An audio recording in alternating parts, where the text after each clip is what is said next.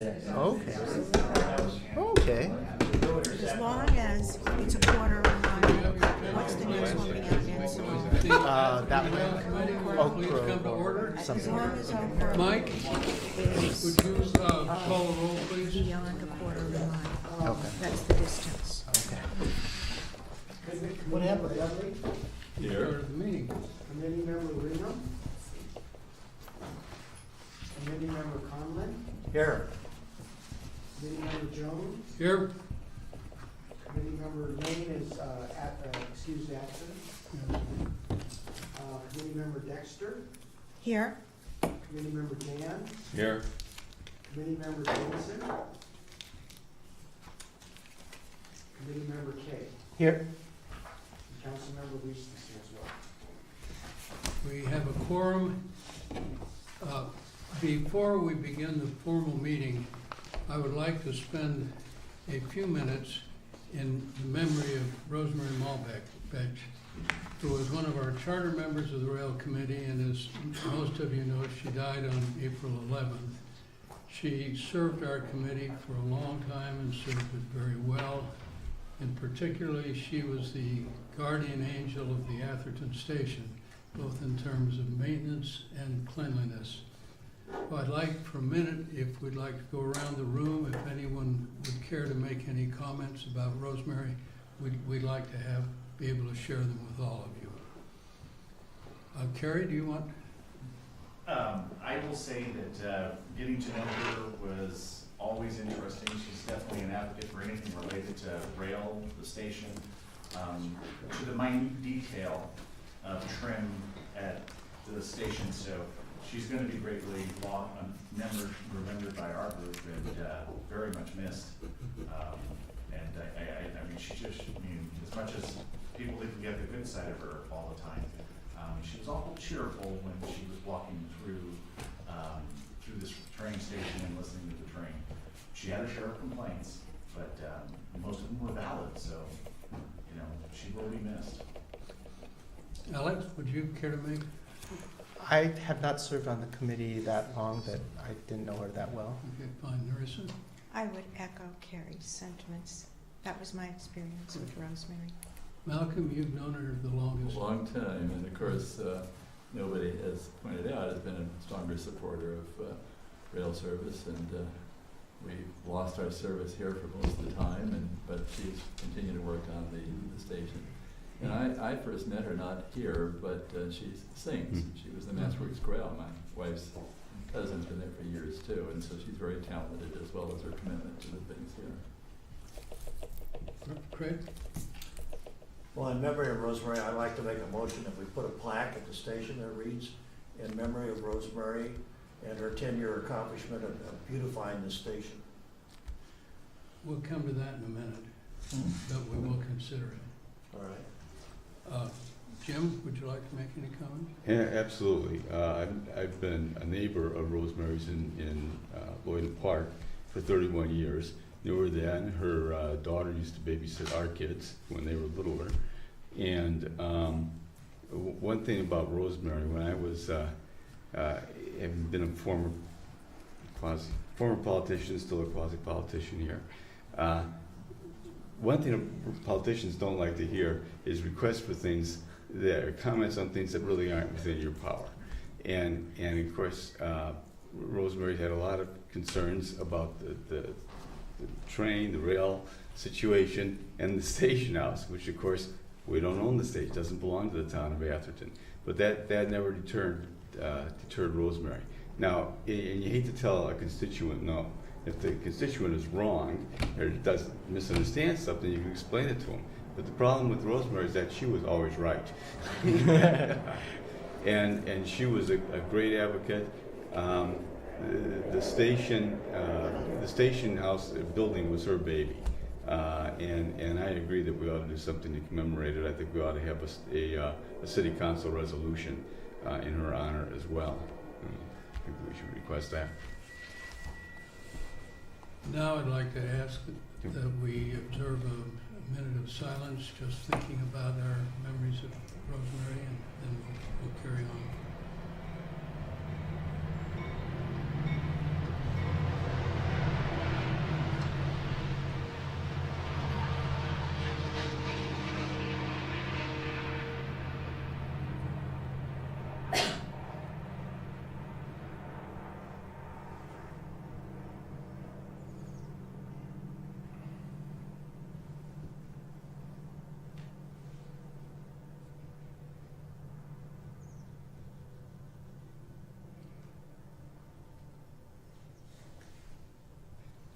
Thank you, she was indeed a great lady. Now, Greg, let's get on to your notion.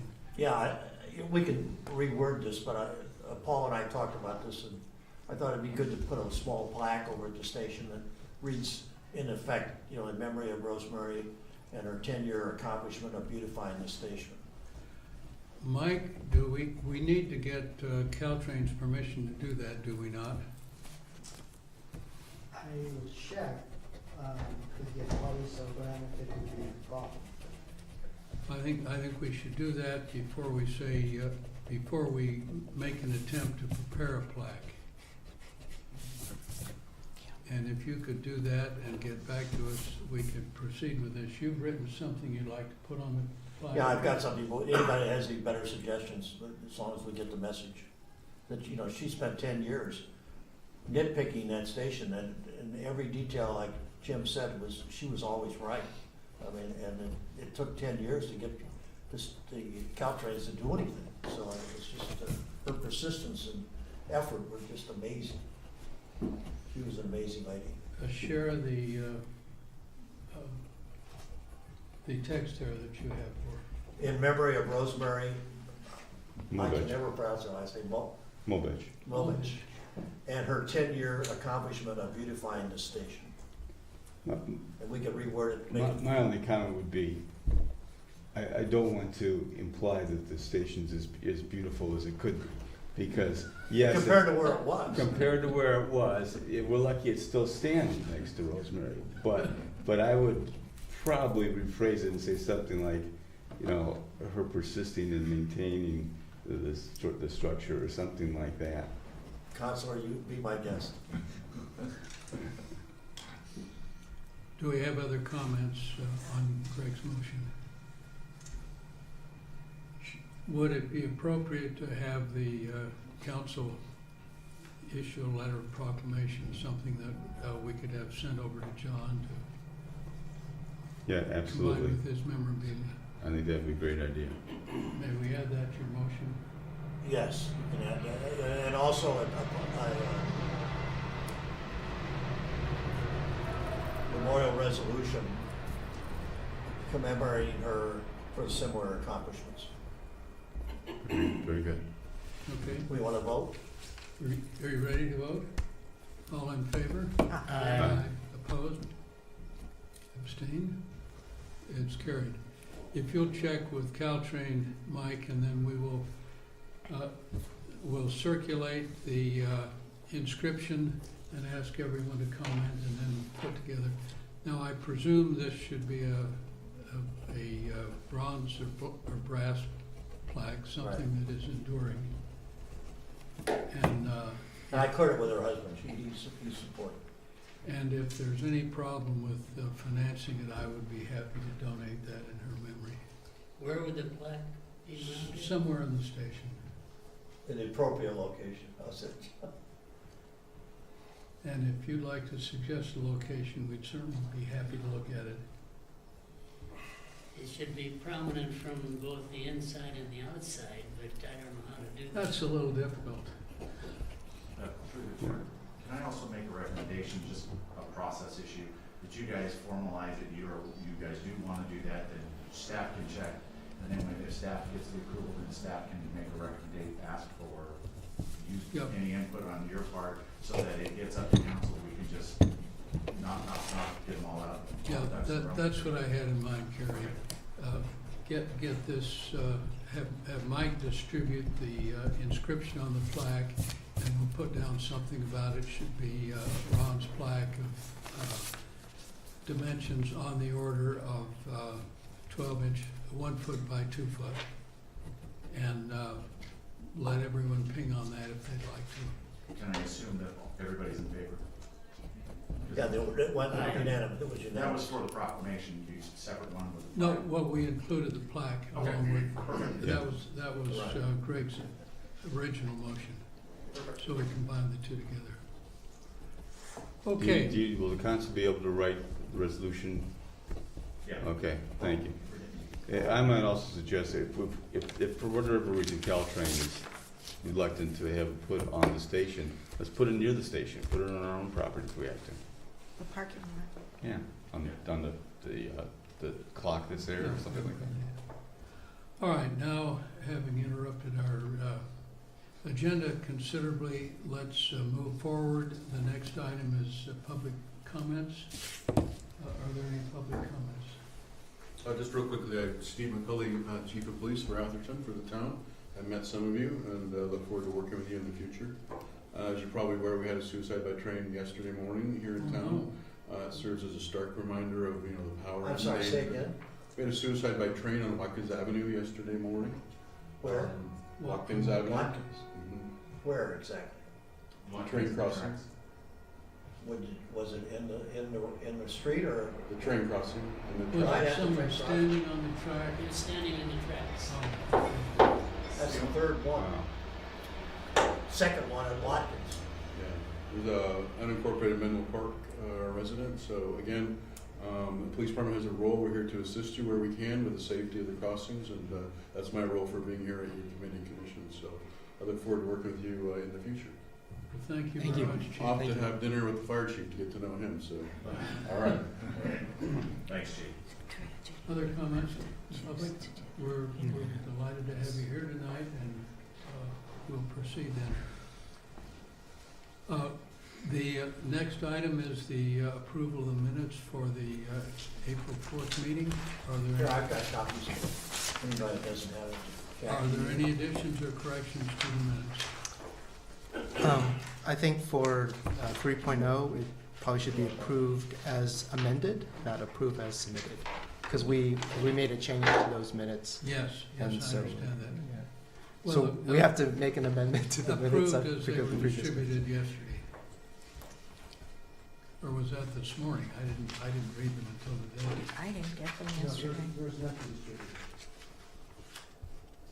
What was that, Mike? No, There was nothing distributed today or yet. Sure. So, yeah, last meeting, Oh, we yeah, they we were- amended yeah. the February minutes. Yeah, and So- they said approved as amended. right. Okay, we'll make that correction. That's all I had. Thank you. Very good. Other corrections? All in favor of receiving the minutes, say aye. Aye. Aye. Opposed? All right. We have no presentations this morning, so we'll move on to the agenda items. The first topic is the Caltrain update, and as most of you know, the Federal Transportation Administrator signed the core capacity or full funding grant for Caltrain just recently, and that makes it possible for them to receive the $100 million that was appropriated in the 2017 supplemental budget.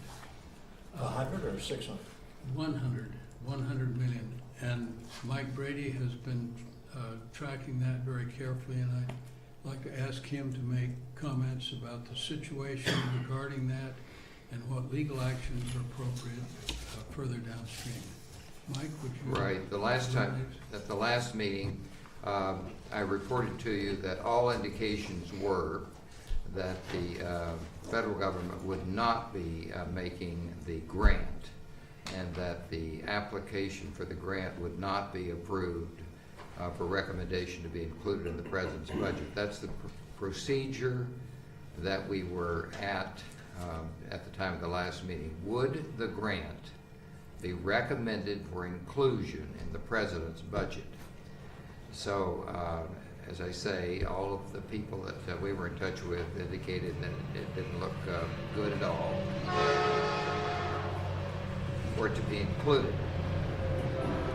On May 15th, the president's budget was to be announced, what would be recommended. And amazingly, they kept to their schedule, and we first found out what had happened, that the grant had indeed been approved in the Washington Post. It was published that the grant would be signed. So since that event, I've spent some time trying to ascertain what happened. I think there are two reasons that I can relate. One is a PR reason. The Silicon Valley Leadership Conference, which is made up of big corporations in the Silicon Valley, traveled to Washington physically and did some heavy lobbying. And I think that made a big difference. You know, they think that electrification is essential, blah, blah, blah. And secondly, the Secretary of Transportation's position was that this was an old application, which is true, that what was not being approved for recommendation in the President's budget were new applications, trying to save money. They're trying to save money, so they're trying to find ways to eliminate items from being included in the President's budget. So the Caltrain FFGA grant from the FTA was an old item. Indeed, it was on the verge of being approved and signed off on 2 days before Trump was inaugurated. So they said that was a legal reason, that for old items that had been around for a long time, that had gone through the process and been there for a long time, but were on the verge of being completed, that was approved. This was one of the few that would be placed in that category, and indeed it was approved. So that is what happened with that grant. Now, in answer to this question, I think it's $100 million this year, but then the balance of the 647 that starts in 2018, and I don't think they get all of it in 2018. I think it may be 2019 too. I'm not sure on that, but it's only $100 million this year, and I think that $100 million is on your agenda for discussion, having something to do with Paul's concern about the trees.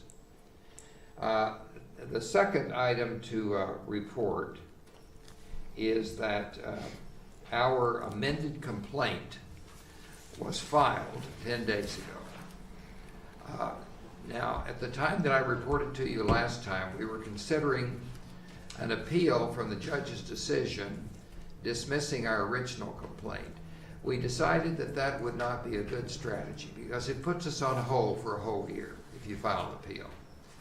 The judge had invited us to file an amended complaint. We thought about it and talked to Atherton people, your manager, your town attorney, and so forth, and we came to the conclusion that the wise strategy was to take the judge up on his offer. We filed a more detailed complaint called mandamus and declaratory relief. That's on file. It has been served on the state. It's been served on the High-Speed Rail Authority, various officials, including Richards, and it's moving ahead. So the whole object of this complaint is to have a court declare 1889, the statute that opens up Proposition 1A and creates a very loose interpretation of it and allows the money to be accessed, to which we object. We think that's unconstitutional because Proposition 1A was never intended to operate that way. It was supposed to be a financial straitjacket, as the Court of Appeals said. Very hard to get the money. The statute that the legislature passed makes it very easy to get the money. That's the problem. That issue has not been ruled on yet. So this is at the center of our complaint. We're trying to keep the complaint simple, and we think we have a way to get this one issue before a court in Sacramento fairly quickly, so that once we have a decision, and hopefully the court will say it's unconstitutional, that will stop them from accessing Proposition 1A money.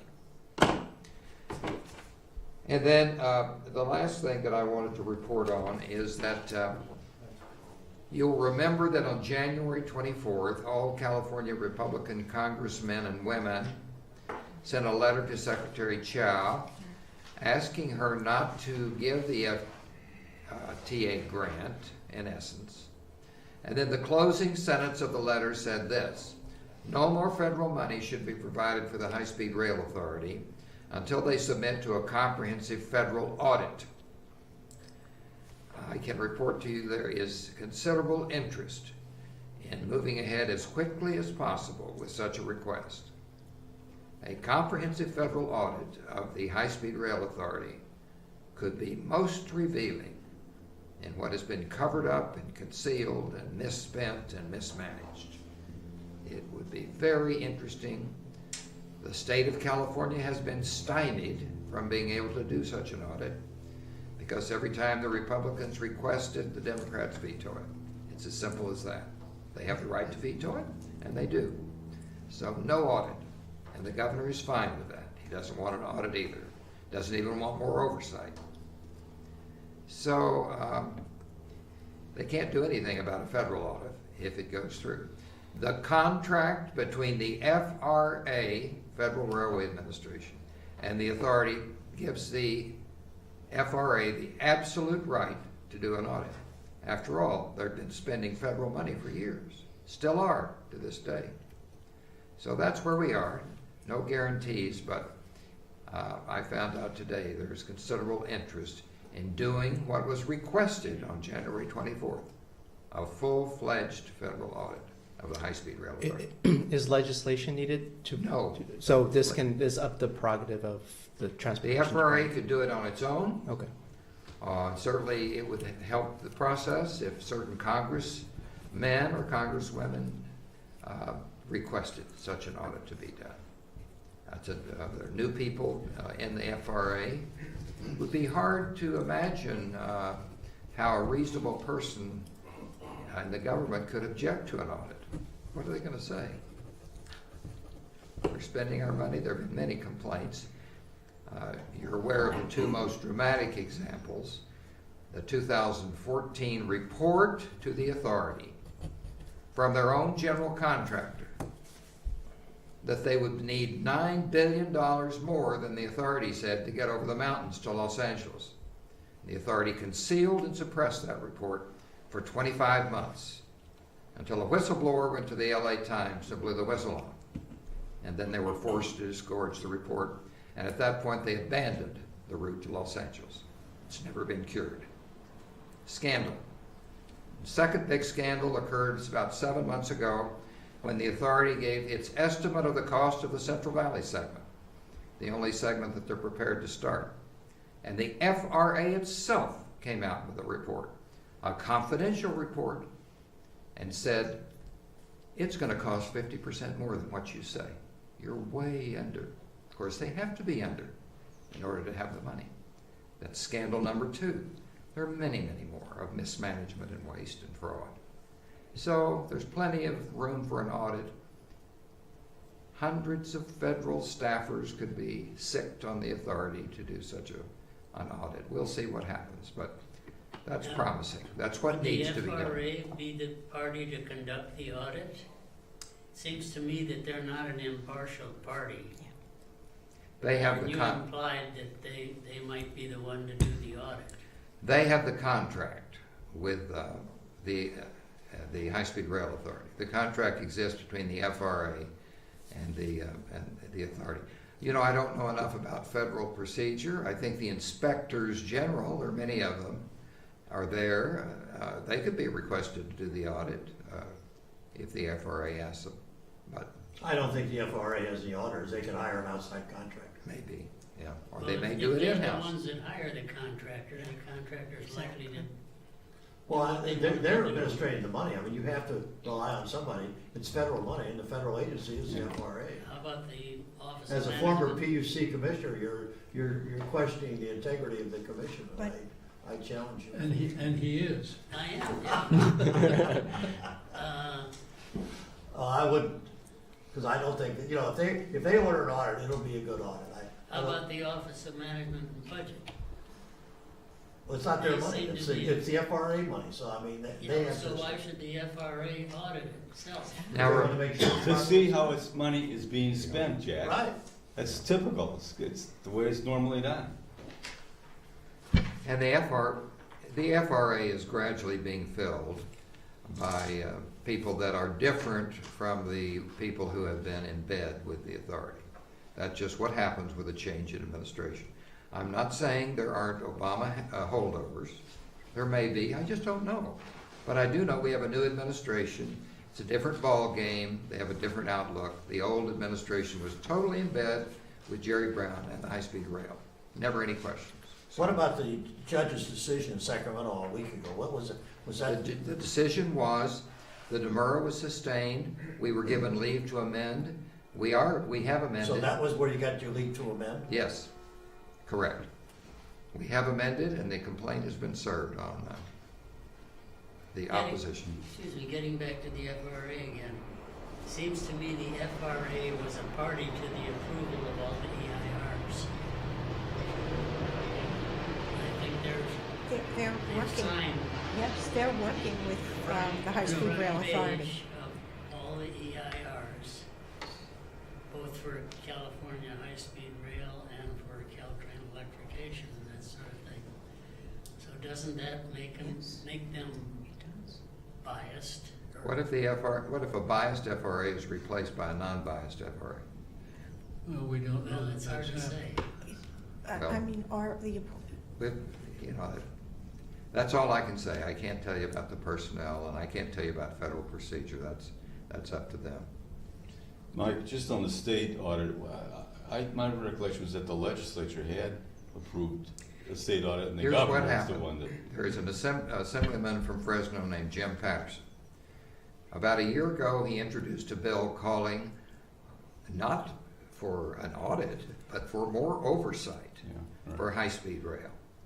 Right. And the bill was so innocent and called for transparency, which all people are supposed to be for, that it unanimously passed the legislature, including all the Democrats. And then the High-Speed Rail Authority went to the governor, and the governor vetoed it with no explanation. Does Patterson, California have a procedure for overriding governor's? yes, but it was never presented because it was never presented. So that's your answer. Yeah, and going back to the legislature, the governor would lean on them and the Democrats that's would right. fall in line and it would, But that's not the end of the story. override would fail. Yeah, that's not the end of the. Patterson, a few months ago, introduced the same bill to the legislature. And this time, I'm told, the labor unions got to the Democrats in the legislature and said, don't vote for it this time. And they didn't. So the bill died. That's the story on state efforts just for oversight, not for an audit. Mike, That's why you need a federal audit. Mike, may I add something? I didn't come prepared in depth, but I do notice two developing issues, which were announced at the time of the Secretary of Transportation's approval. And I think they're worrisome developments. One is there's going to be a program whereby the state can sell off assets, and they can, for example, the railroad right-of-way, the railroad can sell off an asset. I'm just picking a highway, whatever, and they can take that money and then they can use that money to build new infrastructure. Number one. And you had talked about the possibility of Caltrain being sold to become privatized. Secondly, I think we need to look at that in terms of this new Saudi hedge fund, which is being created to the tune of billions under Steve Schwarzman. And that is an infrastructure hedge fund. And these issues were announced, I read about them in the New York Times, right at the same time that the Transportation Secretary approved this $100 million, and the 647 is to be, is forthcoming. But it does lend the prospect of this becoming something owned by a hedge fund, which will make things very, very different should that come to that. So I can talk about it another time at length. I'm not prepared. I didn't go into depth. It's something to keep in the back of the mind. Yes, very interesting. I don't know anything about this. I'm going to find out about it. Thank you. Are there other comments? I'd like to go back to the electrification issue again. We're going back to that in a minute. Okay. This has kind of wandered from electrification to the high-speed rail because the two were married completely. But there are some issues on electrification that we haven't dealt with yet, and we will at a later date. Were there any public? Oh, I forgot to mention one other thing. Apparently, I guess the Department of Transportation bought the argument that this was a Caltrain-only request, had nothing to do with high-speed rail. And therefore, that was one of the reasons why the grant was approved. Because Congress is on record as being against any more money, which would include this money, for high-speed rail. We had argued very strongly that there was a lot of evidence that this money would go for the direct benefit of the High-Speed Rail Authority, since Caltrain was their partner. So, but apparently they looked at the application, well, it's a Caltrain application, not a high-speed rail application. Therefore, the only applicant is Caltrain. Mike, on that issue of approving that grant, what about the allegations that the numbers that Caltrain used didn't properly establish the fact that, or the requirement that it would provide a 10% increase in capacity? Yes, it's what we call the core capacity grants, a little bit technical but very fundamental to FTA grants, and we sent 3 sets of papers proving that Caltrain had made misrepresentations, or you could say lies, to the FTA in connection with the grant. They had not told the truth about this capacity issue. And the government had them. Whether they read them or not, I don't know, but they weren't ignored. They weren't fault, they weren't recognized. Well, They were ignored. All right, so where are we in electrification? Other comments? Public comments on this? I wonder if there's a way of maybe holding up the rest of the 647 million after the 100 million goes out of this budget, and couldn't some of these issues like false and misleading information in the application be used to cut back on those funds, or would the argument be, well, we've already started construction, so we can't stop? well, the grant has been approved, so you really can't go back and revisit that. If we were successful in the lawsuit, it would mean that Caltrain could not get access to Proposition 1A, which they desperately need. They have to have the 1A funds to combine with the FTA funds. That was the reason that the Director of Finance did not approve Caltrain's funding plan, because they didn't yet have the FTA. But if a court says, well, you can't get Proposition 1A because you don't qualify, then the Director of Finance at that point should say, well, you're still in trouble. Your application can't be approved. You need the $700 million from Proposition 1A, and you don't have it. So Would a judge put a stop to work if, as soon as? stop. Well, I when don't- it would take some time for your case to go through, I assume. I don't know how long the current filing you made. All I'm saying is if we won in the preventing them from accessing Proposition 1A, it would simply mean they couldn't get at the funds. Mm-hmm.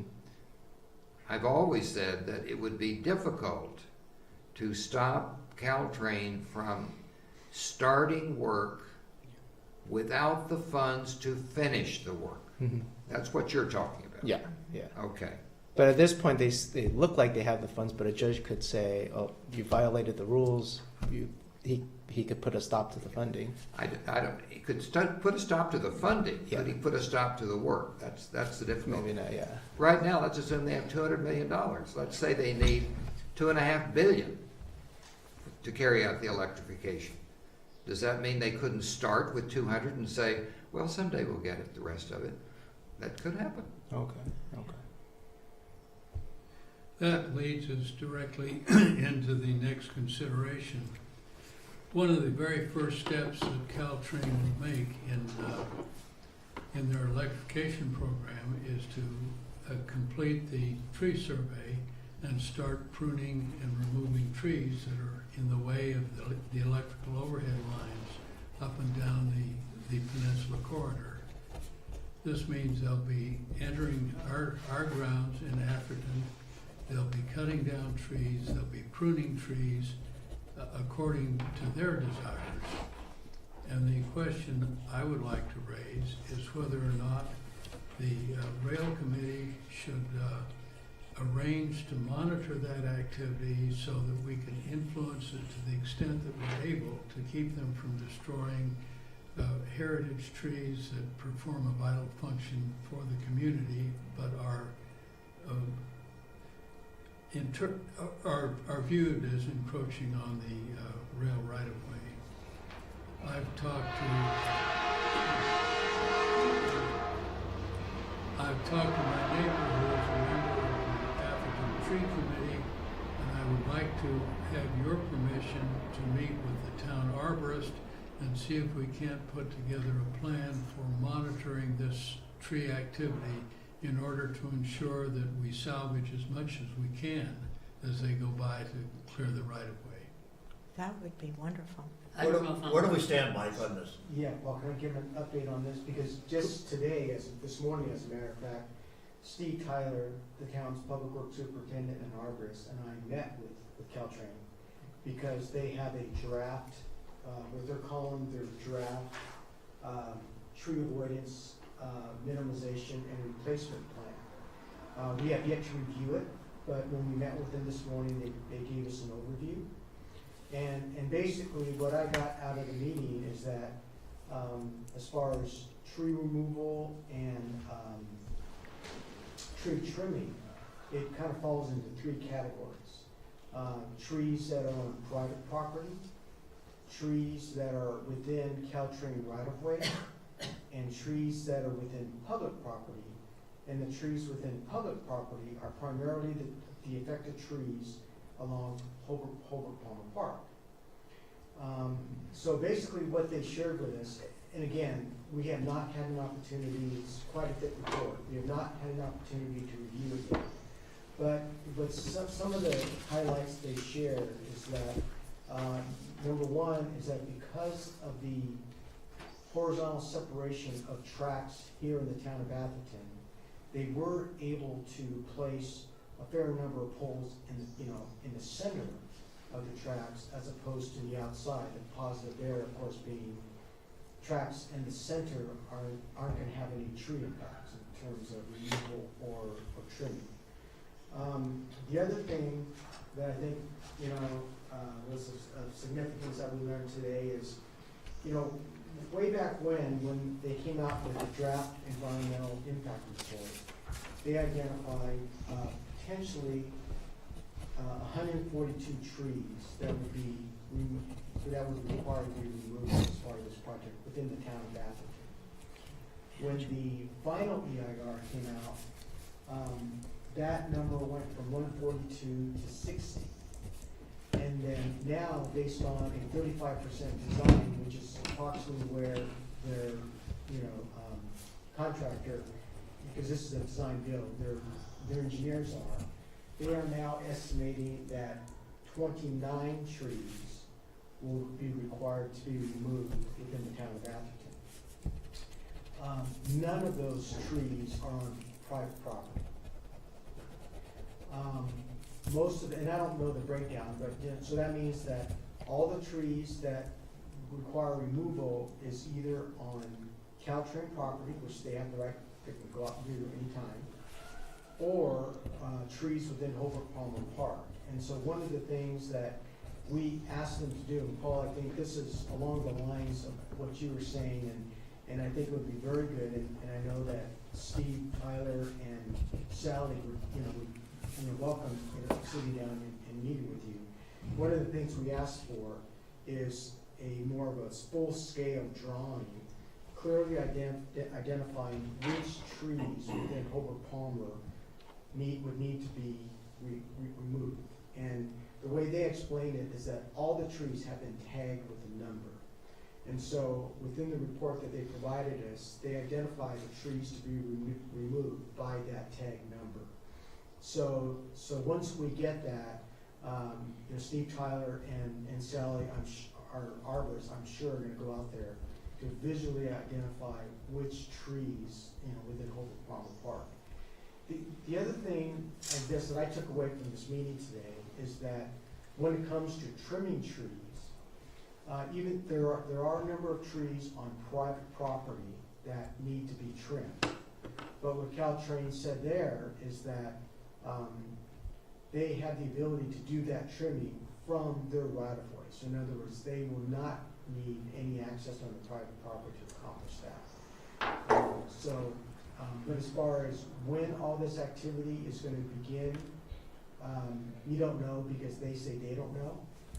One of the things they indicated is as a result of getting word that they got their core capacity grant, at least at the staff level, they're expecting that their contractor will be given the full notice to proceed on June 16th. And one of the first orders of work will be the tree removals and trimmings.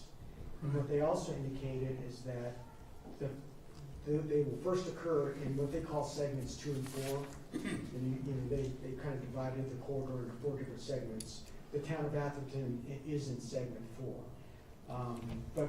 But keep in mind that they will not be allowed to do anything here in the town without a permit. And that's the other thing that's outstanding is that there's a disagreement that I'm not sure, I think most of the agencies have executed with Caltrain. We have not. Town of Atherton has not, which kind of lays out the expectations and requirements as far as permits that are being required, turnaround times on reviewing submittals and actually permitting the work. The town has still not signed that agreement. In fact, it hasn't even been taken to the city council yet because we have not heard back yet on our comments. I mean, we got another draft agreement, I think back in March or April, and then we reviewed it and sent it back with significant comments, and we have not heard back from Caltrain. So that's still another thing that needs to be done. Paul, can I make my report now and just germane to this discussion? May I just mention one quick thing? Paul, I would volunteer to help you. I think your efforts are very, very important no matter what. And that is, let me just give an example.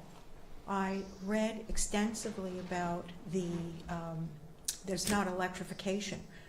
It's a diesel railroad, the smart trains in Sonoma and Marin. And whoever was hired to trim the trees, quote, made a mistake and cut down a row of heritage trees that exposed it was a development, exposed this development to the tracks. And the railroad said, oops, our contractor made a mistake. This is after all these heritage trees were leveled. Because, it doesn't take very long with a chainsaw. So, I mean, mistakes can happen. And I think point well taken. It's a concern, and it's also possible to prune the trees to an extent that they really can't survive. Exactly. And we need to be concerned about that as well. Exactly. They may talk about easy pruning or gentle pruning when they go through, but when they actually are on the scene, they may take much more severe pruning that causes permanent damage. Right. And those are the concerns that we have about the whole tree process. And we're not in a position to have a monitor out there watching them every minute, but I would like to see us sit down with the tree committee and see if we can't put together a program that will allow someone to be there all the time that they're cutting down the Right. trees, so that we do have at least vocal control over what they're doing. And generally speaking, contractors, people, if we say the city will not let you do that, they will stop until someone in their organizations comes by and says, do it anyway. But at least it's a delaying tactic. As I recall, as of about 2 months ago, Atherton was one of 2 towns that had not signed an agreement with Caltrain to, in effect, cooperate with Yeah. them doing things on our property. Yeah, the other one's Palo Have Alto. we still not signed that, or have we signed it? Mike No, we just still said we haven't. hadn't signed it. And And again, does that have we're- any teeth in it if we don't sign it? That, I don't know. I don't know if they require Atherton to sign it. Now, one of the things that they had plans to do was use our public works area as a staging area for part of the construction. No, that's not gonna be required. They are gonna require a staging area somewhere they have identified a potential staging area somewhere near Watkins, but they told us that all of that can be done within the Caltrain right of way. They're not gonna be anything, from the town. Can I comment? Yeah, go ahead, Greg. Well, the reason you mentioned that they were thinking of, they wouldn't have to do it because they're in the center section. Now, I spoke at both the JPB board meeting and the Transportation Authority last Thursday. And I was concerned about the holdout station, because there's 4 stations now that have a problem with holdout. And 2 of them have been taken care of now, because it's South San Francisco and Burlingame. But it's just Atherton and College Station that still have that center platform, which we need to get removed from a safety standpoint. And I also mentioned, Jim, that if we're gonna start stopping every day now after the electrification, that Atherton would get, that was part of the agreement, if I refresh their memory, I hope mine is good, that, that once they get the electrification, Atherton would start getting daily service, because that was one of the benefits of electrification, that they could stop at more stations, but they have to get the holdout eliminated. They gotta get rid of the middle platform, so that nobody gets caught in the middle when the trains are coming through. So, I don't know whether that impacts your comment about they decide to put the poles in the middle because if they eliminate the holdout station, they'll narrow the tracks again, and there won't be a middle section. Because the tracks will be the platforms will be on the outside. Well, they don't have to narrow them, but they can narrow them. Well, I would assume they would if they eliminate the platform, but I don't know. And if they do narrow them, that eliminates some of the tree removal. Well, I guess I'm just saying that the holdout station may have an impact on both the tree trimming and the what do you call the standards that go up, the Well, the overhead structure. overhead structure. So I don't know that I gotta. The thing that's happened, we've got 6 new board members on the JPB, so it's a completely new regime. We've got a new general manager, we've got 6 new board members, we've got a new operation person, so it's a whole new team. And their memory is probably worse than mine, because they weren't there. So, we need to refresh their memory on the holdout station and on starting the train service once electrification.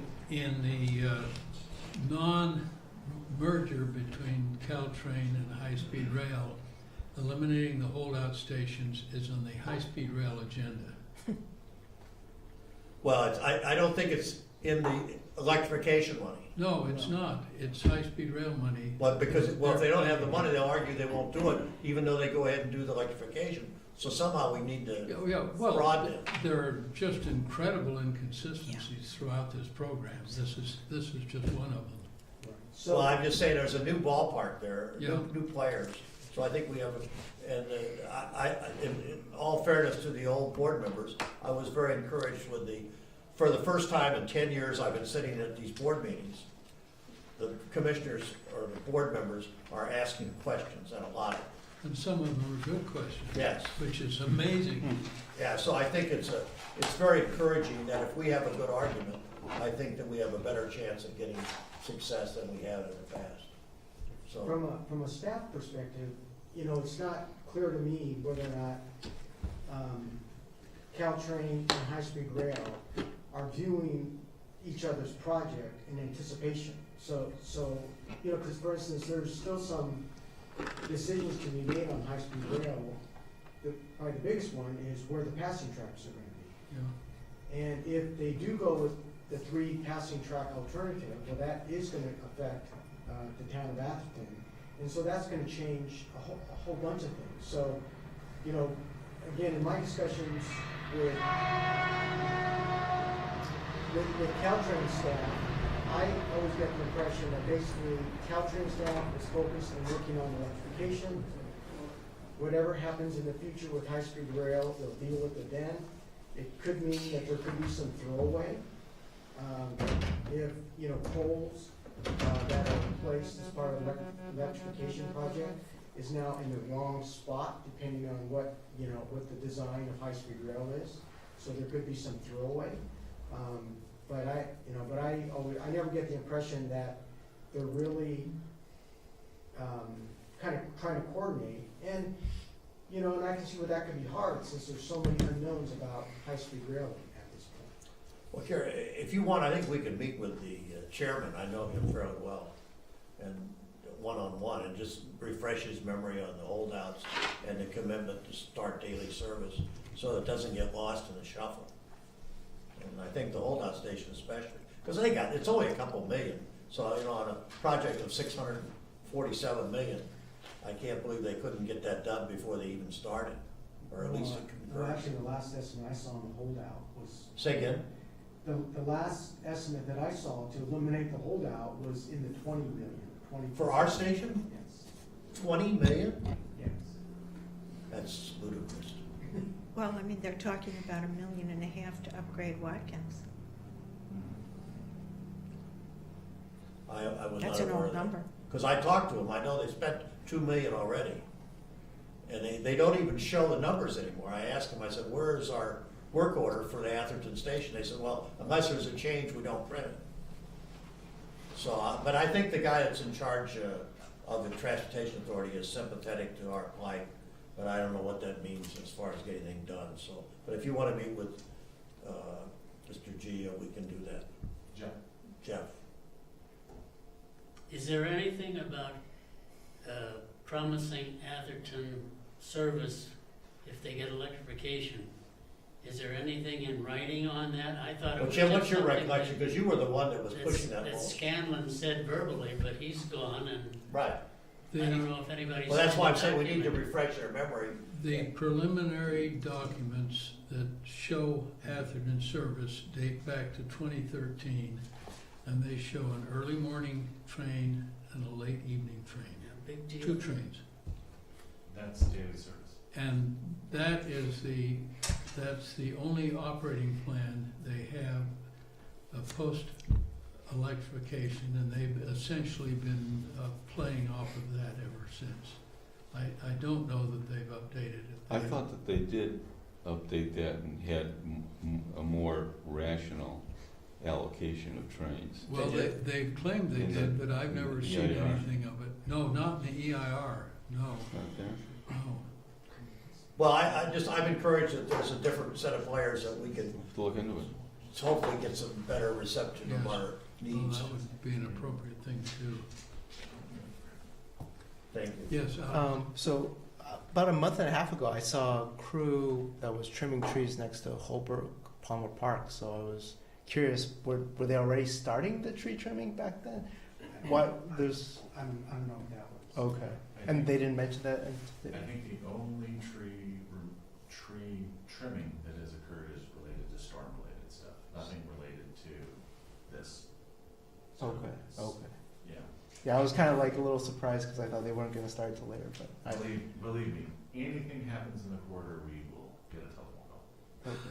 So someone did get a call Dave, then? to follow up on that question. Okay, Where was okay. it? Okay. Service. Without Rosemary, though, it's gonna be hard to stay up on top of it's things. in the There are simulation others. studies they did about. Oh, so Yes. you learned about this from, We did it. okay, and so it was just, they were just Early- cleaning up from the storm. early Okay. Sometimes they're called out by Which are the. Yeah, I'm bad in many ways. Yeah, I was just headed my way to the park, I saw them, I and I have, thought, I that's have kind of not odd. seen yeah. one Yeah. more than Believe Okay. me, they're, Okay. they may be around. they don't want to touch any trees now. That left. Okay. had to work for Daly City. Yeah. Thank you. Yeah. Marion Lee, Yeah. yeah. All right, with your approval then, I will go ahead and meet with the town arborist and see if we can begin to put together a plan for monitoring the tree activity for the town. Is that, I That don't would be think a great. motion is Very needed good. on that. If we just have general agreement, we'll go ahead and before anything is done, it will come back before the committee for approval. Great. Thank you, Paul. Okay, now, I would like to talk a little bit about Caltrain improvements as they currently list them. They are at present seeking federal support for quad gates at 6 locations. 16th Street, San Francisco, Burlingame Avenue, Peninsula Avenue, 4th Avenue, San Mateo, Ravenswood, Menlo Park, and Churchill and Palo Alto. Those are the only ones that they have mentioned in any of their reports or documentation. But This those, is Caltrains or? this is Caltrain. But these are given careful consideration. I understand there will be a public meeting tomorrow night concerning the Ravenswood grade separation proposal. But this is quad gates. They've This already- is quad gates. We also have grade separation proposals that I think most of us are aware. Menlo Park has one. Palo Alto is dealing in terms of grade separations at Alma Street, Churchill Avenue, Meadow, Charleston, in their current deliberations of the Palo Alto Rail Committee. So those are the grade separations. The quad gates are the ones that Caltrain is seeking federal money to do those. But there are none beyond that I'm aware of. Also, I think it's of some interest that at their May meeting, the Joint Powers Board authorized an additional $1 million to the Air Inc. contract, which is supposed to be working on a dispatching system to coordinate with the CBOS, which sounds to me like they really still don't know how to get the signal information down to the grade crossings. That dilemma shows no indication of solution as yet. And that's a Denver situation. Yeah, that's the Denver situation. Do you have an update on Denver, Narissa? As of a week or two ago, I don't have it as of today, but the Denver is still operating under a waiver, and they still have 24/7 manned flaggers at the 11 crossings. And even though there was a false announcement by the Denver Regional Transportation District that the gates were working, in fact, they're not. The Federal Railroad Administration granted another waiver until July. So that will be approximately 15 months of operation, actual operation, with 24/7 manned flaggers, because the gates do not How work. many crossings? 11. And So they got 3 people a day, 36 people a day. They've got two people at each crossing. Wow. Who's paying for that? It's a public-private partnership in Denver. right. So who is paying for that is the private partnership. because the way they structured this public-private partnership in Denver is they did not sell the asset. Denver still owns it in return for developing and installing the electrified rail line. The private partnership, Denver Transit Partners, they receive a monthly payment. So they have been paying for the man flaggers, and they have been paying to have the workaround, the fact that constant warning time replacement doesn't work. They've been paying somebody, they have 2 consulting firms that they've brought in, and they're working with these 2 consulting firms to create a solution. So they're paying for that. And in addition, Denver's Regional Transportation District has deducted from their fees, they've deducted penalties. And so it has put a financial strain, needless to say, on the partners, one of which is Balfour Beatty, will be the contractor here. Now, what's the difference between CBOS and electrification? Or Well, is it one and the same? CBOS is positive train control, but it has to tie in with the local system, the crossing system, and this is the thing that does not happen in Denver. And we're trying to do that here? Well, they've got CBOS, which didn't work. It was allegedly implemented 2 years ago, and they're not talking about it in the JPB meetings because they don't have a solution in hand. But does that affect electrification? Or is that a predicate before? It affects the ability to operate trains. Safely. Yeah. So I think the federal government requires positive train control. They've been putting in that. Regardless of electrification? Regardless, every train, So it's because separate. Well, no, because Yes. they're interrelated. They have to work together. If the positive train control tells you where the train is and the signal control system doesn't respond, you've got what they have in Denver. Well, no, but we would have the CBOS if we didn't do electrification. Yes. Correct. yes, Yeah. yes, Correct. correct. They would It's a have federal to do requirement. something Correct. with- Yeah. No, it's not a separate function, but it can be provided without electrifying. Okay. But when it starts to work with electrification, you get interesting problems, because in electrification, you have electric current passing from the line through the train, through the rails to the ground. And the rails are an integral part of the signal system, because that is one of the means of recognizing the presence of a train. But under a federal mandate, they have to get CBOS done earlier. It was Under a already federal required mandate, they since, have to have positive train control by December of 2018. Which That's is before the now, electrification. year and a That half- was a year and a extended half. from 2015, and it'll probably be extended forever until it happens. well, it's not happening very quickly, you're quite right. Is there any electrified rail line in the United States that has successfully implemented positive train control? Yes. Yes, Amtrak. Yes. yeah. But like Los Metrolink Angeles. too, I think, because they're the No, ones. Los Angeles No, is Metrolink not is not electric, electrified. it's diesel. Metrolink is no, not they- electrified. Positive train control, not electrification. Positive train Electrified. control. Yeah, this should Oh, make, electric. Oh, okay. You're this right. should make I don't Jack know. feel good, because I understand as of a month ago, the contractor here for Caltrain was called Parsons.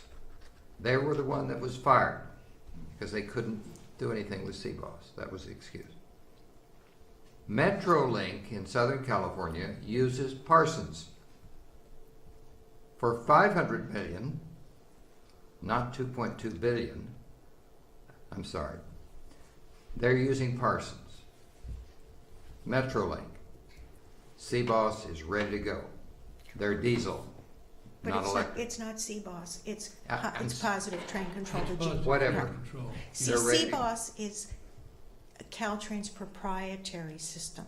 Okay. That's the difference. Well, It's based on a system that they bought from General Electric Company, which is no longer supported by General Electric, but it's been taken over by Alstom, the French firm.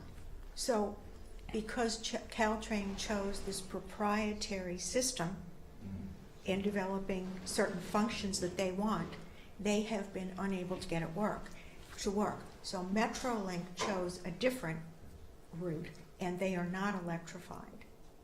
So if I could just say something, what would happen is if we were not going to be electrified, if it was diesel tier 4, you would not have to come up with a new system to replace the constant warning time circuitry, which controls the crossing gates, the safety systems at the crossings. If it was just diesel, if it wasn't, electrification is what forces Caltrain to come up with a new system to control the safety systems at the crossings. So it's easier to do with diesel. Yeah, Yes, because- because you can use the existing crossing Exactly. control. You don't have to change it.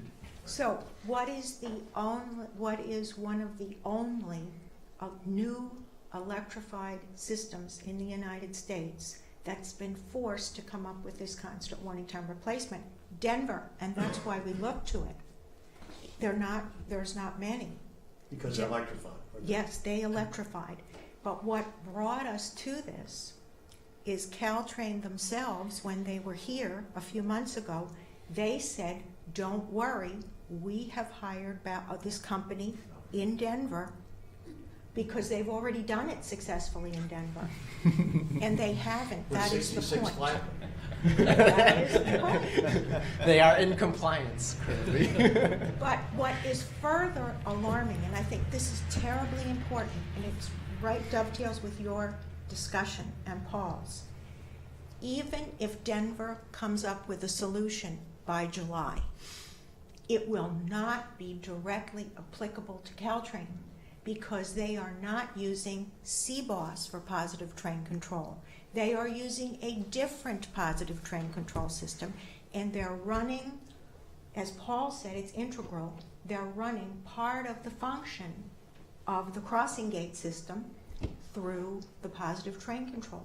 So we will be starting here from scratch, virtually. And this is terribly important. Well, that's what Parsons was doing. They were designing it, Parsons is not involved Parsons in was the... fired. but that was on CBOS. Parsons was trying to fix it. Parsons was trying to fix it, and they were the lead contractor, and the Joint Powers Board decided they need a new head because it wasn't going anywhere, so they fired Parsons, and there are currently lawsuits between the two going both ways. And the design build contractor for Caltrain electrification is Balfour Beatty. They're designing and building as the contractor the entire electrification for Caltrain.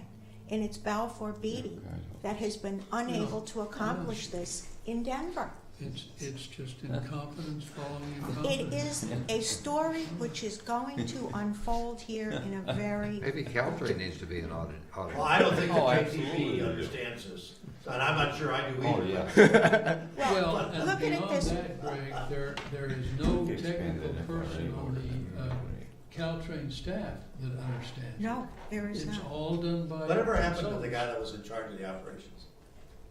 Anything of, He retired, He retired? yeah. But he wasn't a technical guy. Oh, you're talking about Harvey. Yeah, he Yeah. retired. No, he wasn't a technical man. He was the next bus driver. Now, what...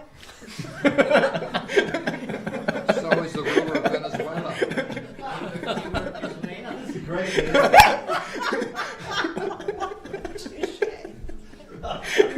Well, he knew when We to did get this on out. Saturday So Night Live. I guess he's the smart one. There's also interoperability problem with UP's system, right? Because they have to make that Yes. work with Caltrain With CBOS. UP diesel trains. Yeah. That's right. Absolutely. And until all of the trains are electrified, they'll still be commuter diesel. Yeah, because And they're they not all, going to and electrify that is the whole a line. huge complication to this. It's called the interoperability. And we have as Paul, it's 70 crossings we have, is that correct? 40. 40, 40 I'm sorry. grade crossings. They have 11 in Denver. Is Denver light rail? And Denver built this thing Light from rail, scratch. Part of it is light rail, but part of it is commuter, just like we have. So their light rail is working, but their commuter is not. Mhm. And it is also shared with some freight. So it's Diesel. and they built that system from scratch. They're not taking an old system here and cobbling it together and having existing traffic on it, which is just going to drag this out for indefinitely. Think of the cost of that. Think of the suffering. Well, maybe when Caltrain needs another extension on putting the PTC in place, maybe if that happens enough, maybe the FRA will consider requesting an audit of Caltrain, which would be good. That would be a nice thought, but we've been throwing incompetence at FRA for a long, long time, and nobody seems to be reading it. The Federal So I Transit, wouldn't want to hold my yeah, breath. the Federal Transit Administration, no, And you have has to be not. really careful about, just to give you an example of, when they had these regional meetings last year about the effect of 20 trains per hour going past these intersections, 10 north, 10 south, high-speed rail, Caltrain, commuters, and so forth. And then Paul did an extensive study which was forwarded to all the city councils. The crossing guards will come down every 3 minutes now instead of every 6 minutes. And 150 people showed up in Burlingame, and boy, were they mad. They knew the effect of this. You can't get your kids to school. You can't get to work. Absolutely. You can't get to the hospital Absolutely. because you can't get across the tracks. Absolutely. Paralyzes the city, paralyzes the already congested. And what was their answer? We're studying it. We're continuing to study, but we shall proceed ahead with it Absolutely. Absolutely. while we study. Well, So always That's- watch, this is so We better bad. move on, Paul. Yeah,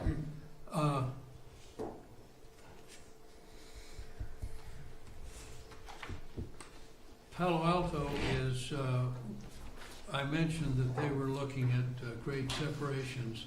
They are engaging in the old context-sensitive solution process, which is a means of public outreach. We tried to do that with the high-speed rail 5-6 years ago, and it went nowhere.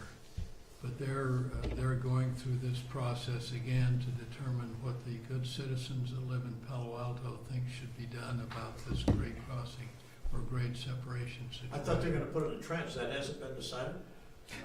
They seem to have abandoned that for the time being. Not all the council members. They, but- they didn't find $1 billion on a tree anywhere. Well, no, they got money from the sales tax passed in Santa Clara County. They were the first priority, and they were supposed to get 400 to 700 million So, Well, for undergrounding, for trenching. if they had a 2% grade, the trenching would cost 500 million. If they had a 1% grade, it would require a full $1 billion. so what And happened? the price has probably gone up from there. What happened with that? That's Santa Clara's sales tax. That- The Well, increase. That's out there. But Yeah. that's being collected over a 30-year period. Yes, but it also has to be split among 3 cities in That's that right. corridor. So Palo Alto might say, "Oh, give us the entire amount," but Sunnyvale and Mountain View say, Might, they will. They say. will say, I'm sorry, they will say, you got to give us some money too. And there's probably enough money for each of them to do 1, maybe 2 grade separations for each town.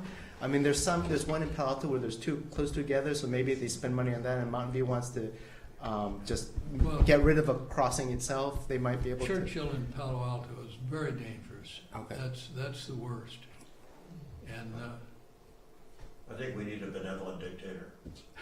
A wealthy one. Are you volunteering, I Greg? will not comment on that. Get this thing done. But Palo Alto is going their own way, and Yeah. all we can do is watch them and comment when we get there and see what's happening. let's look for a minute at high-speed rail. High-speed rail has an agreement with Caltrain that when the grant is signed, that Caltrain would sign an agreement with high-speed rail to give them tracking rights on their lines and also an ownership position on the entire right-of-way. And that grant has now been signed, so we can expect that high-speed rail will step in and want their control to ensure that they can have what they want on Caltrain's lines. And this is a danger that is hanging over everyone's head. And it's something that we need to continue to be concerned about. It's hard to believe that that's legal, the way Caltrain was established. I don't know if they're... Well, they have the agreement that they signed. They have the agreement, and they've signed the do agreement. they have the power to agree to that? Well, UP owns the line now, right? So No. no. The JPP owns the Oh, they line. own the line, okay. It Well, belongs to the three UP owns the counties. rights to some rights. Malcolm Okay. did the negotiating to get that position. So they have the title to the property. Whether they have the right to share that ownership with high-speed rail, I think, is a legal issue that I do not know the answer to. But that is the agreement that they're signing, and the point made that there are changes contemplated by each that are inconsistent is certainly valid. But that's the way Caltrain and high-speed rail are behaving. And high-speed rail now says, we will provide quad gates at all grade crossings. Right, they've said that 2 or 3 times. They said I've been over and to over meetings again, when they will provide perimeter fencing, they will provide track straightening, which they don't talk about. They don't know, they don't indicate which curves they're gonna straighten. There are a number that requires substantially reduced speed. What they're trying to do is do the things necessary that they can run their high-speed trains at 110 miles an hour. They're trying to meet the 30-minute service time required by Proposition 1A. They'll never meet it at 110 miles an hour, but that's what they think they can do. The way the Caltrain got the right-of-way, first the Southern Pacific owned it, That's right. and then they gave it up, and for a while the state of California owned it. And it was the state of California that made a deal to establish the Joint Powers Board and so forth to give it to them. Is that right? Well, when originally Southern Pacific, of course, wanted the passenger service, and they fought to keep that. That's the reason that BART never was put to the voters, because that would have been competition for Southern Pacific, so they resisted it. The shopping center, Hillsdale. Hillsdale. they fought it, put money into the supervisors, and so they wanted to make sure that Southern Pacific continued to provide that service.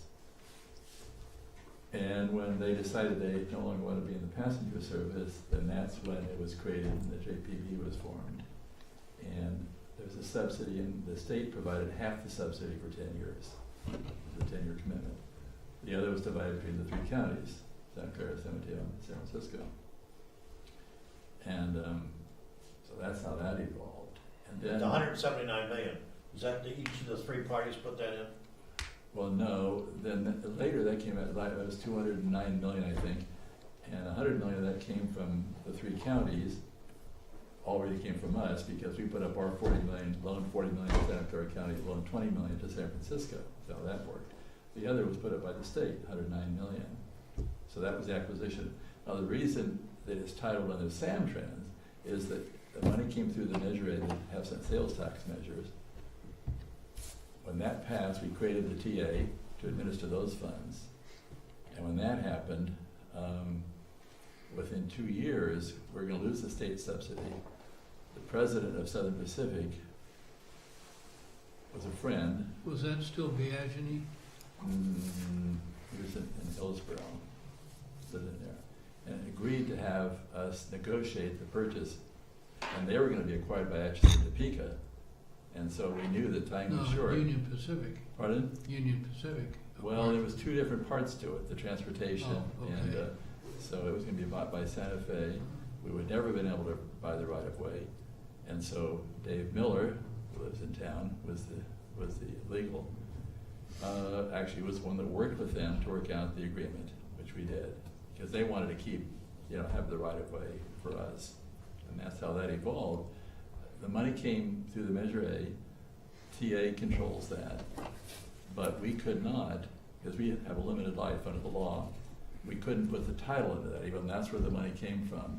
So we put it under Samtrans, so it's under theirs, as title, and it's not even the JPB.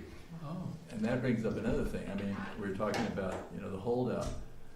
Don't waste your time with JPB, because that's not where it's decided, that is the TA.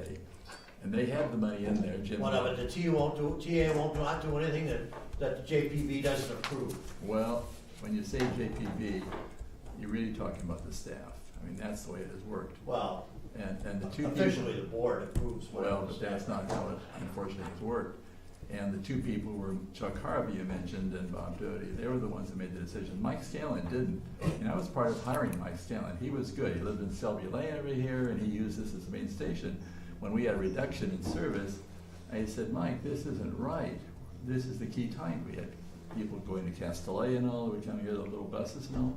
They cut those out. Mike said, hey, he says, don't talk about reduction in service. I have people on my staff want to kill service altogether for Atherton. So it wasn't Mike. It was Harvey and Bob. Right. Doty. And so, unfortunately, in my opinion, we were worse off than we were with Mike was Harvey. He's not really a rail person, and it was his wife who really vetoed our funds for the holdout station. I mean, you remember that, you were up there when we presented it. It already was in the budget, but there were no friends of Atherton.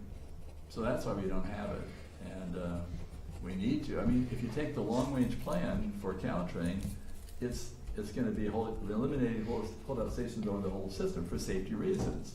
There's only two left. Pardon? There's only two left. Yeah, well, unfortunately, we're one of those, and that's because people in the composition of the TA at that time didn't support us. It was already in the budget, it was there. I mean, the fact that we put as our people in our town pay $500,000 we've talked about this before, every year we put $500,000 in to Caltrain, and yet we don't get any service. I mean, it's something very wrong and all that.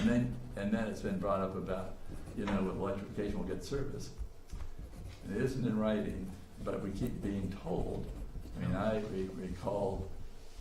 Well, I refresh their memory. I don't even think the new people even know the commitment, because it was Harnett. That wasn't right, Jim? And at the what? The Scanlon. restore Atherton service to daily.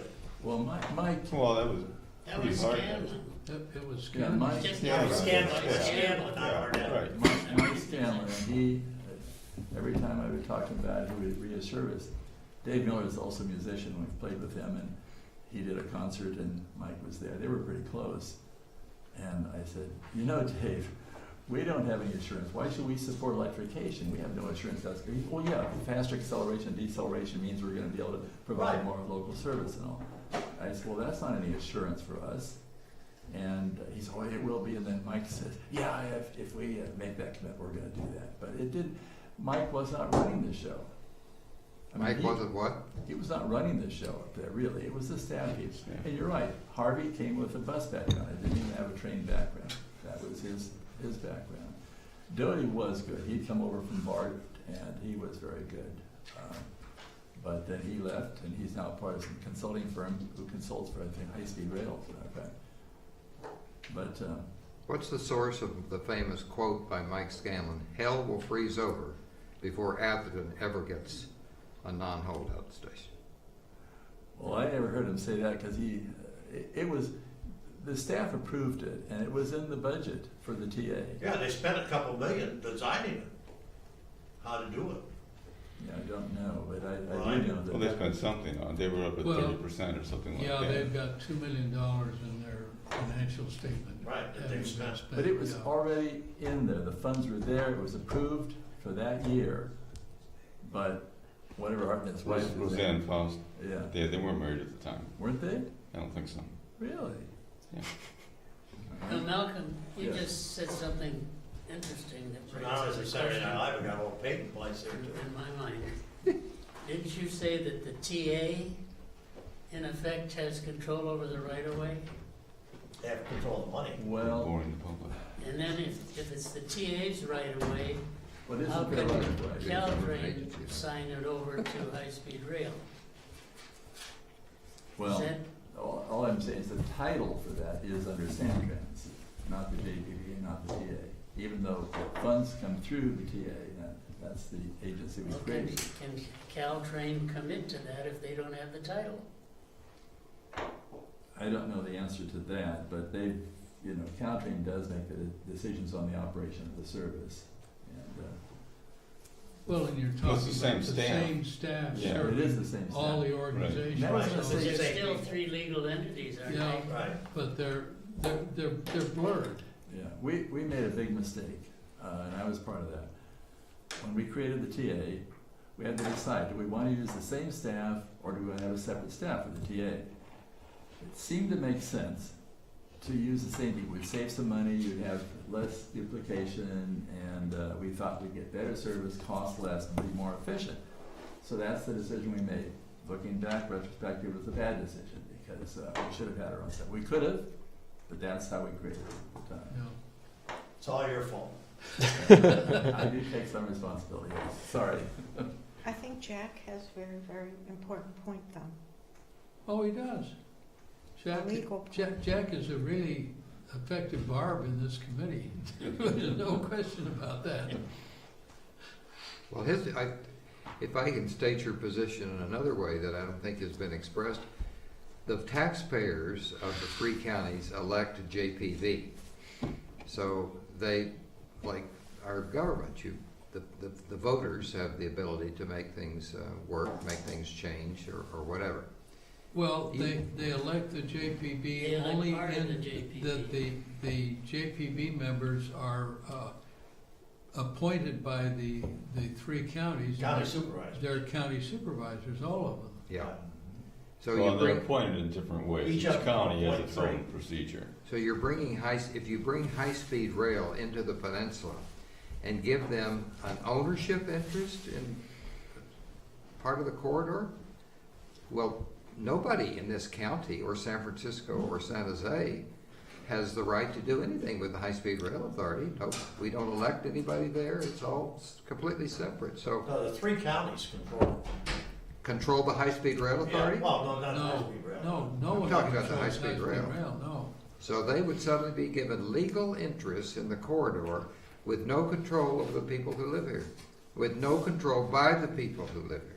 So the next thing we do is curtail Caltrain service and put in more high-speed trains, right? How about 4 sets of tracks, their long-time desire, high-speed rail's desire? 4 sets of tracks. That too. How about It's the only selling, thing how that'll about let them selling comply it? with Prop 1A. How That's about right. selling the asset to get money so the state can build other assets and selling it to the hedge fund Yeah, operated by Steve Schwartz in New York? anything's possible. Schwartzman. How we doing, Paul? We about ready to go home? I think it's very I much in the think we're cards. about ready to go around with committee members' comments. Alec, do you have anything to say? We just talked about that. Saw something in one of the Palo Scott Alto. isn't here, Oh, so we just skipped got that. it. Saw something in the Palo Alto rail meetings because they're having regular meetings now. Ben Trapusis was presenting to them, and he made the comment that they're planning to have, probably you guys already know, HSR is planning to have end the holdout station. Yeah, He said it for what it's worth. He also said they're going to have about 250K available per grade crossing for quad gates. So I know you guys are possibly looking for some funding. I don't know if, a little bit with HSR, but that's what Ben said, so I just wanted to point that out. Alex, when's your Yeah, meeting? from High Speed Rail. It's like every 3 to 4 weeks, but I can send it to the webpage to Paul, Would you do that? Yeah, and then they post the meeting usually a week ahead of time. I generally pick it out of the Palo Alto Weekly, and Okay. I go when I can. Right, It's usually like 8 a.m. in the morning. I know. Yeah. Marissa? I don't have anything else to contribute, Malcolm? thank you. No, I noticed you had Dunbarton on your agenda. Oh, Scott's not here. He's our Dumbarton corridor representative, and since he's out of the country, we'll get him to update us at our next meeting. I've already said enough. I Right? probably have, but I do want to express optimism that things are a lot better at the JPB, I think, than before. And I think if we work patiently with them and constructively, that we may be surprised in accomplishing things that we didn't think we could ever accomplish. Well, that would be a wonderful world if it comes to pass. Well, and I hope you're I'm right. an optimist, so Good for you. I gotta recognize it. Jim? No, I'm good. Mike, do you have any closing words for us? Do we have a motion to adjourn? Second? I second it. All in favor? Aye. Well, thank you all. Thank you. Our next meeting is on Tuesday, the 8th of August. If you recall, last year, we voted to move the August meeting to the second Tuesday because of the night out that they seem to hold on the first meeting. Is that true again this year? Yes. So we'll meet on the 8th of August. I won't be here, I'll be up in Washington, but, Well, I think I have a let me check. Well, we always miss you when you're not here, Malcolm. I'm sure. The wisdom and the knowledge and the history do. that you bring are without. Do we have any comment from the public before we leave? Well, we technically adjourned Thank you already. for coming. We appreciate your interest. Tell me, when did you creep in? I just snuck in about, Very early on. I missed the first part of Mike's presentation, but I'm gonna get right home and catch up. Oh, you're gonna take him home? Well, I'm gonna talk to him after the meeting, that would be a good time for me to have him fill me in on what I missed. Okay. All right, I guess we're That's it. adjourned until the 8th of August.